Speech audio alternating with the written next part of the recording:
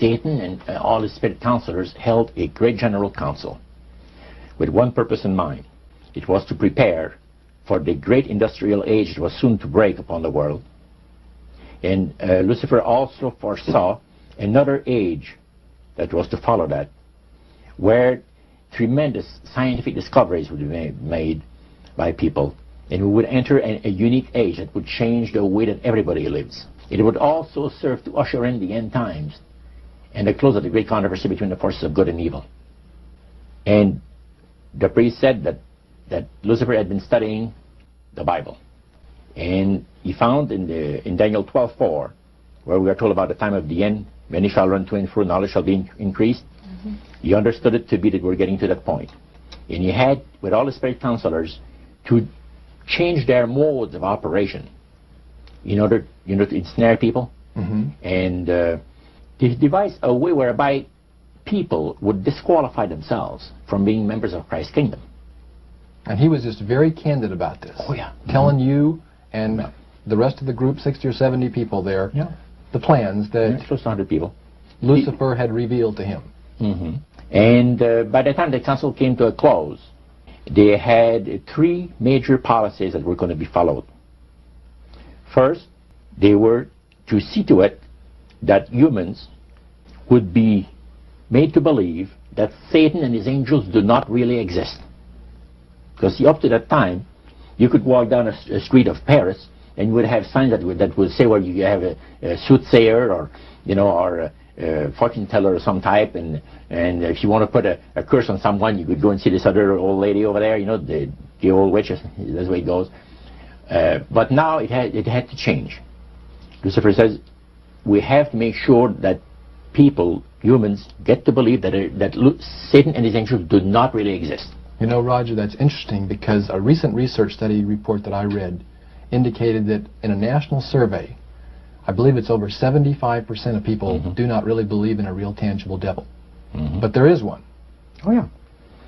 Now, the next thing, the three parts policy that they had adopted there, the second one was to find a way of being able to get total control of people's minds.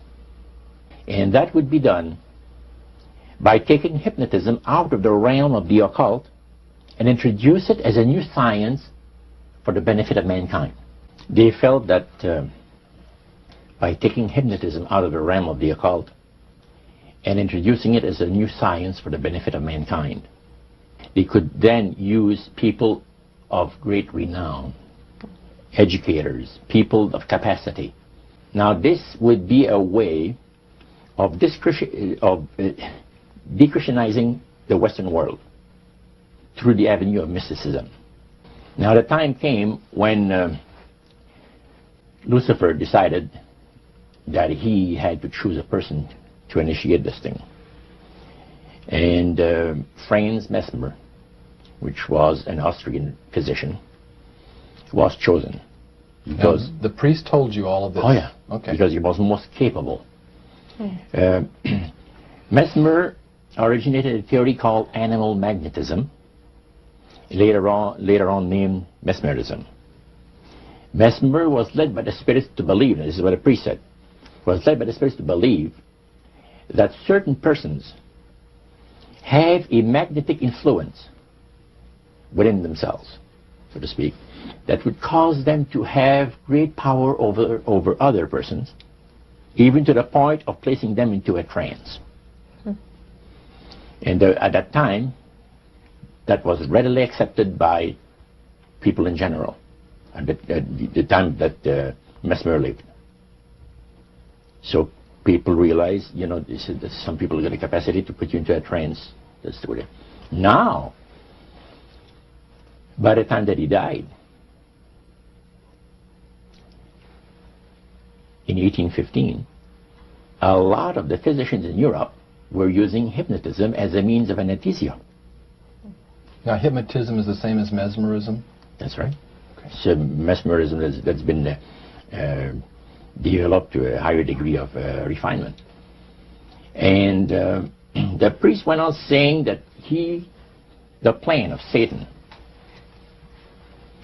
to deceive the human family this way he says it's the most intriguing thing to his mind. And he went on saying how it was going to be brought about.